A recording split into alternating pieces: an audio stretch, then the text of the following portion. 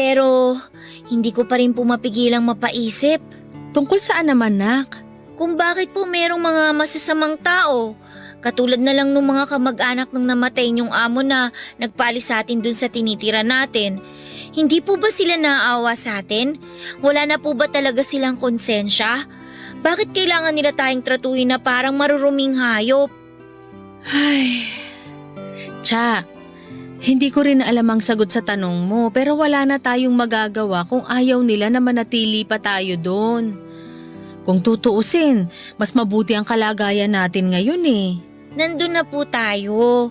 Pero paano kung hindi tayo tinulungan ng kaibigan ng dati niyong amo? E di sa kalsada po tayo natulog. Hanggang ngayon po, hindi ko pa rin po ma-imagine na magpalipas tayo ng gabi sa kalye. Paano na lang kung may nangyaring masama sa atin doon, Nay? Eh paano na lang kung umulan ng malakas? Wala po tayong masisilungan at magkakasakit po tayo. Hindi naman yun nangyari kasi kinaaawaan pa rin tayo ng Diyos. Pero naisip ko, sana matagal na pong naawa sa atin ng Diyos, Nay. Ano naman ang ibig mong sabihin, nak? Ang ibig ko pong sabihin, sana matagal na po niya tayong tinulungan na magkaroon ng sarili nating bahay para hindi na po tayo palipat-lipat. Kasi kahit sanay na tayo sa ganun, nakakapagod pa rin po eh. Anak, nasa ating mga gawa ang katuparan ng mga pangarap natin sa buhay. Katulad ng sinasabi mong pagkakaroon natin ng sariling bahay. Ang Diyos, patnubay natin siya at pag-asa para magpatuloy at magsumikap sa buhay. Saka imbis na questionin mo siya, dapat nga magpasalamat ka sa kanya kasi hindi natin naranasan yung sinasabi mo na matulog sa kalsada o mapahamak doon, maulanan at magkasakit. Mapalad pa rin tayo dahil nagpadala siya ng mga tao para tulungan tayo. Sorry po, Nay, kung masyado po ako nag-isip ng hindi magaganda. Ayos lang yun, nak. Lahat naman tayo dumarating sa punto na madadaig ng mga problema. Pero lagi pa rin nating isipin na lilipas ang lahat. Meron at meron pa ring mga mabubuting tao na tutulong sa atin. Balang araw, gusto ko po ako naman yung tumulong sa kapwa ko kasi alam ko yung pakiramdam na nangangailangan. Mangyayari yon kapag nagsumikap ka at hindi mo kukwestiyonin ang plano ng Diyos sa'yo, anak. Oo, mahirap sa umpisa pero wala tayong hindi malalagpasan kapag kasama natin siya. Salamat po sa palaging pagpapaalala. Malaking bagay po yung mga payo nyo, lalo kapag nakakalimot ako. Ikaw din naman, lagi mo akong pinapaalalahanan. Saka, sino-sino pa ba ang magtutulungan? Tayong dalawa rin naman, diba? Opo, Nay. O siya, tama na nga tong usapan na to. Mabuti pa tulungan mo na ako maghain doon para makakain na tayo. Nagluto ako ng paborito mong adobong sitaw, nak. Talaga po, Nay? Naku, ipapakita ko po sa inyo kung paano ko itataob yung kaldero.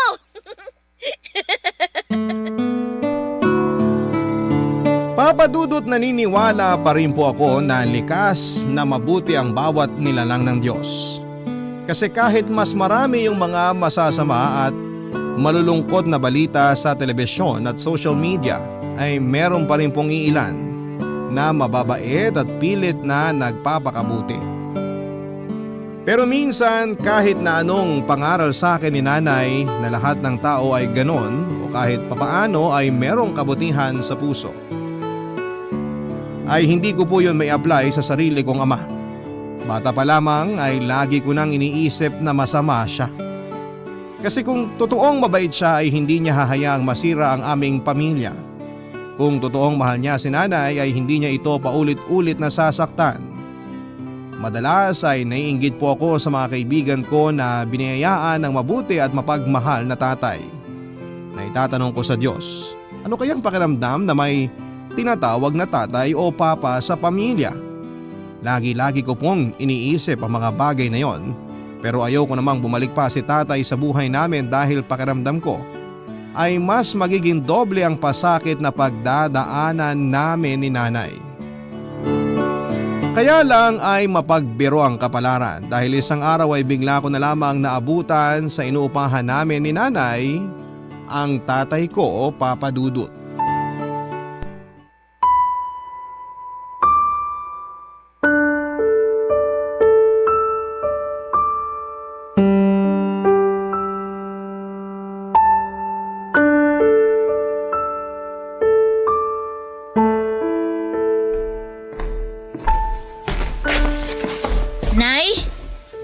po siya. Siya anak, siya ang tatay mo. Hindi ko po tatay ang taong yan. Wala na po akong tatay, di ba? Anak, huwag mo namang sabihin yan. Kaya nga ako bumalik dito para magsama-sama na tayong pamilya. Nagkausap na kami ng nanay mo at nagkapatawaran. At ano po bang palagay niyo sa akin? Na ganong-ganong kadali kayong patawarin? Nay, bakit niyo naman po pinatawad ang taong yan? Di ba malaki ang kasalanan niya sa inyo? Nakalimutan niyo na po ba na sinasaktan niya kayo nung araw? Kaya nga umalis kayo sa puder niya at nakipaghiwalay? Anak, nakikiusap ako. Pakinggan mo muna ang tatay mo. Hindi na siya yung dating tatay mo na nananakit. Totoo yun, Cha. Nagbago na ako. At nagsisi na rin ako ng gusto dahil sa ginawa ko noon sa nanay mo. Walang araw simula nung umalis siya sa bahay natin na hindi siya sa akin hinanap ng ate Ellen mo. Doon ko naisip kung gaano ako kasira ulo dahil hinayaan ko masira ang pamilya natin. Buti po alam nyo. Tsa, ano ba? Tatay mo pa rin ang nasa harapan mo. Huwag mo siyang bastusin dahil hindi kita tinuruan ng ganyan. Hindi ko po siya binabastos, Nay. Sinasabi ko lang po yung totoo. Hindi ko po talaga kasi maintindihan kung bakit bigla-bigla na lang siyang umeepal sa buhay natin. Masaya naman po tayo na wala siya, di ba? Kaya naman po natin. Nabuhay niyo nga ako ng kayo lang tapos bigla-bigla magbabalik siya para ano? Buuin yung pamilya natin? Hoy Mama, para po sa kaalaman nyo, matagal na pong buo ang pamilya namin ni Nanay. Kaya hindi nyo na po kailangan bumalik sa amin kasi kaya na po naming dalawa. Pinabayaan nyo nga po kami noon eh. Tapos bigla-bigla, maghahabol kayo ngayon? Sinabi kong huwag kang bastos! Marie, tama na yan. Anak, sorry. Cha, anak, ayos ka lang ba? Huwag kayong lalapit sa akin, galit ako sa inyo! Galit din ako sa inyo, Anay! Sorry, nak, hindi ko sinasadya. Kung gusto niyo magsama po kayo, basta ako hindi ko pa matatanggap ang taong yan! Cha, sandali! Kakausapin ko na lang siya kapag kalmado na siya. Paano kung hindi niya ako matanggap? Paano kung hindi na mabuo ang pamilya natin? Huwag mo na lang munang masyadong isipin ang tungkol sa bagay na yun. Sa ngayon, bumawi ka sa anak mo. Iparamdam mo sa kanya na nagsisisi ka na sa ginawa mo at desidido ka na mabuo ang pamilya natin uli. Papa Dudut, sabihin niyo na po na masama akong anak dahil sa naging asal ko at pananalita sa tatay ko. Pero masisisi niyo ba ako? Buong buhay ko ay wala akong itinuring na ama tapos ay bigla-bigla na lamang na walang pasabi na magbabalik siya sa buhay namin ng nanay ko. Kung nasikmura siya ng nanay ko na patuloyin sa pamamahay namin, kausapin at ituring na parang bisita, pues ako po ay hindi. Niayaw ko nga siyang tignan sa mga mata at ayaw kong pakinggan ang mga sinasabi at pakiusap niya. Alam ko na may magsasabi dyan na tatay ko pa rin siya kahit pagbali-balik ta rin kuman ang mundo. Oo, nando na tayo sa hindi mawawala na magkadugo kami at siya ang dahilan, Papa Dudut, kung bakit ako nabubuhay ngayon. Pero ng mga panahon na yon ay nagbingi-bingihan po ako, Papa Dudut. Meron pa rin naman akong karapatang magalit sa kanya dahil sa mga pinaggagawa niya noon kay nanay. At meron pa rin akong karapatang kamuhian siya ng paulit-ulit kahit na sabihin niyang nagbagong buhay na siya. Barangay Love Stories. Barangay Love Stories. Nanay ko, Papa Dudut. Siya na nga itong ginawa ng masama ng tatay ko ay siya pa rin ang unang tumanggap at nagpatawad dito. Nang mga panahon na yon ay aaminin ko na kahit siya ay kinaiinisan ko. Hindi ko po kasi maintindihan kung bakit napakarupok niya. Hindi ko naman siya pinagbabawalang mag-asawang muli kung gugustuhin niya pero parang ang hirap tanggapin ang plano niyang pakikipag-ugnayan sa tatay ko. Malakas po ang paniniwala ko na nagbalik lamang si tatay sa buhay namin ni nanay para saktan lamang siya ng gusto. Marami po akong tanong noon, Papa Dudut.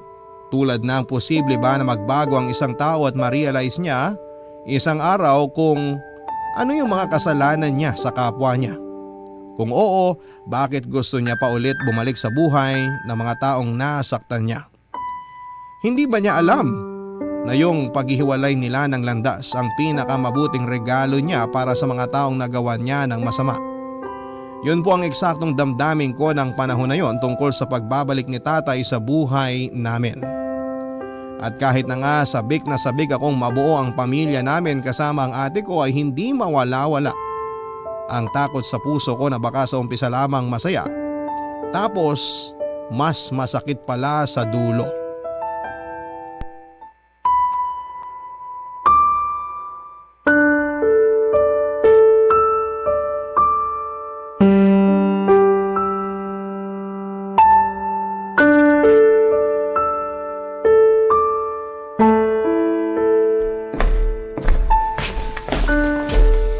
Anak, hindi ka pa ba nagugutom? Nagluto ako ng paborito mong ulam. Nakahain na dun sa mesa. Okay lang po ako, Nay. Hindi pa po ako gutom. Tsaka kailangan ko po kasing tapusin tong assignments ko eh. Deadline na po kasi sa makalawa. Ay, galit ka pa rin ba sa akin? Nay naman eh. Alam niyo naman po na hindi ko kayo kayang tiisin, di ba? Tsaka, hindi po ako galit. Naiinis lang po ako. Naiintindihan ko kung saan nanggagaling ang inis mong yan. At pasensya ka na kasi binaliwala ko ang feelings mo, anak. Tapos nasaktan pa kita. Hiyang-hiya ako sa sarili ko matapos kong gawin sa'yo yun. Kasalanan ko rin naman po kasi naging bastos ako. Tama po kayo nang sabihin yung hindi niyo ako pinalaki ng ganon. Kaya palagay ko dapat lang talaga na sampalin niyo po ako. Ikaw talaga? Hindi nga kita pinadadapuan sa lamok nung baby ka pa kasi sobrang selan mo kaya. Kaya pasensya ka na talaga, anak ah. Wala na po yun. Apology accepted. Pero Nay, ano po bang plano niyo? Sigurado na po ba kayo na may kipagbalikan kayo kay tatay? Ang sa akin lang naman po, paano po kung saktan niya ulit kayo? Hindi ko po siya mapapatawad pag nangyari yun. Nakikita ko naman sa tatay mo na sincero siya sa mga sinasabi niya sa akin, nak. Alam mo ba nung nagkausap kami, humingi kagad siya ng tawad sa akin. Umiyak din siya at kulang na lang magmanikluhod siya sa harap ko. Inawat ko na nga lang kasi ayoko namang gawin niya yun. Oo, may kasalanan siya sa akin nun. Hindi pa rin naman mawawala yung takot sa dibdib ko na baka isang araw maulit-uli yung naranasan ko sa mga kamay niya kapag pinabalik ko siya sa buhay ko at sa pamilya natin. Kung mangyayari yun, hindi ko mapapatawad ang sarili ko lalo kung idadamay ka pa niya. Kaya nga nagdadasal ako sa Diyos. Humingi ako ng patnubay sa kanya kung tama ang desisyon ko na bigyan pa ng tsansa ang tatay mo para makasama natin. Sa huli, magaan ang dibdib ko, anak. Kaya alam ko rin na tama ang desisyon kong yun. Bukod doon, miss na miss ko na ang ate mo, nak. Hindi ko siya nakita at nakasama ng mahabang panahon. Pero alam ko naman na hindi ko pwedeng ipilit sa'yo na tanggapin uli ang tatay mo. Mahalaga sa akin ang kapakanan mo. Nay, mahalaga rin po sa akin ang kapakanan nyo. At kung mas magiging masaya kayo sa second chance na binigay nyo kay tatay at sa pamilya natin, susubukan ko po na tanggapin siya. Nandun pa rin po yung alinlangan. Pero alam ko na sa likod po natin ng Diyos. Hindi niya po tayo pababayaan. Kasi hindi naman niya tayo pinabayaan, di ba? Salamat, nak, dahil malawak ang pangunawa mo. Sobrang proud na proud ako sa iyo sa mga bagay na handa mong isang tabi alang-alang sa ating pamilya. Mahal na mahal kita. Mahal na mahal din po kita, Nay. At wala akong hindi kayang gawin para po sa pamilya natin. Papadudot matapos po ang pag-uusap naming yon ni nanay ay aaminin ko na nahiya ako sa sarili ko at sa asal ko. Hindi naman po kasi talaga tama na hayaan kong mamayani ang galit sa puso ko lalong-lalo na sa sarili kong ama.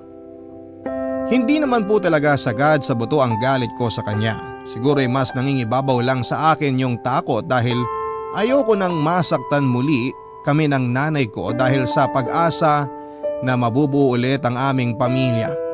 Pero mabuti pa rin po ang Diyos dahil pinatunayan niya sa amin ni nanay na merong mga pagkakataon sa buhay na ibinibigay kapag nararapat na ang panahon. At yun po ang pagkakabalikan nila ni tatay. Kitang-kita ko naman po ang effort ng tatay ko na makabawi sa amin ni nanay at mas maging mabuting padre de pamilya sa amin. Kaya kahit nasa pag-a-adjust pa rin ako ay hindi ko naman po tuluyang sinarado ang puso ko na balang araw ay mapapatawad ko na po si tatay at mabubuong muli ang pamilya namin nila nanay.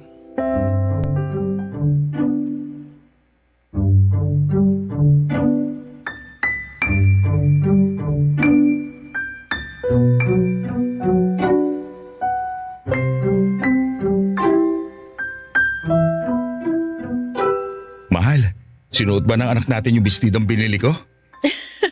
Oo. Alam mo, tuwang-tuwa nga si Cha nung binigay ko. Sabi ko galing sa'yo. Ayaw ngang bitiwan tapos panay-ikot dun sa salamin. Gustong-gusto niya yung damit, mahal. Ang ate Ellie niya pumili ng damit na yun para raw pareho sila. Naku, dapat pala isinama ko na rito ang kapatid niya para nagkita na sila. Kaso patapos pala ang klase ng panganay natin eh. Kaya bali ang mangyayari, dadaanan na lang natin siya sa eskwelahan mamaya. Ayos lang yun. Hindi na ako makapaghintay na makita silang mag-ate. Cha, anak! Kanina ka pa dyan sa banyo ah. Hindi ka pa ba tapos magbihis? Sandali lang po, Nay! Mukhang kinakabahan ang anak mo. Narinig ko po yun, Nay Wow anak, tama nga ang nanay mo. Bagay na bagay sa yung bestidang suot mo. Lalo kang gumanda. Tay naman eh. Nagsasabi lang ng totoo ang tatay mo, nak. Tiningnan mo na ba ang sarili mo sa salamin? Ang ganda-ganda mo. Kanino ka pa ba magmamana? Sa akin lang naman, di ba? Totoo po yan, Nay. Kasi pareho tayong maganda.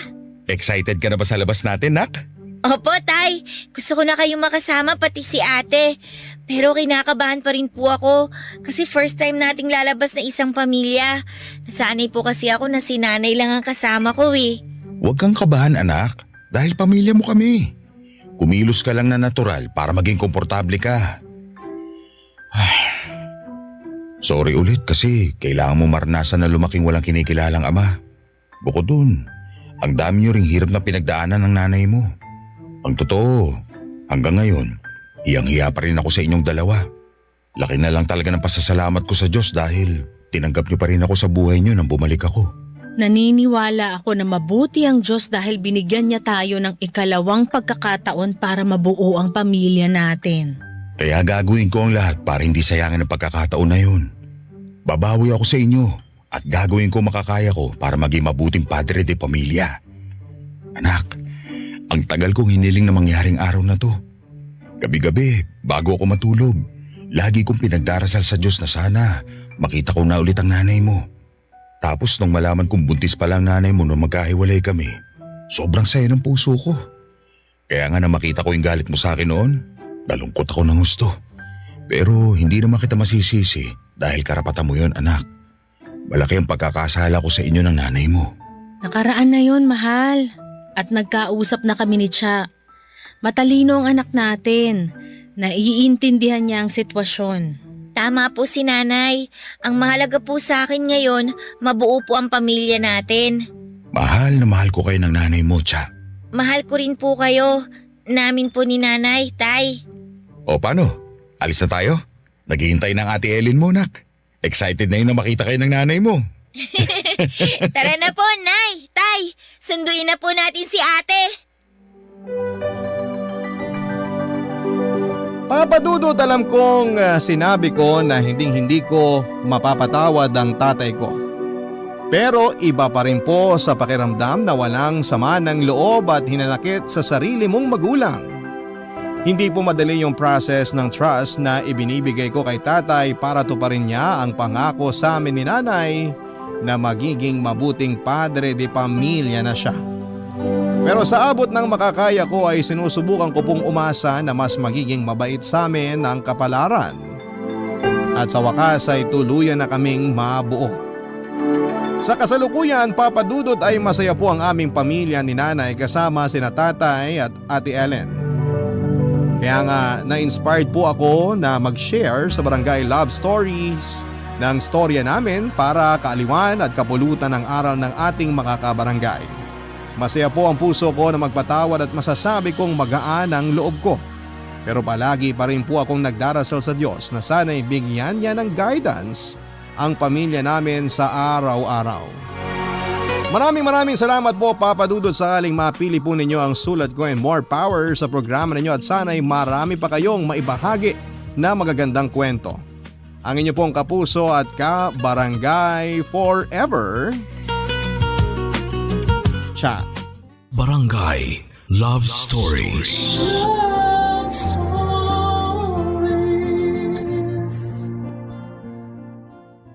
Barangay LS 97.1. 97.1. Number 1. Forever.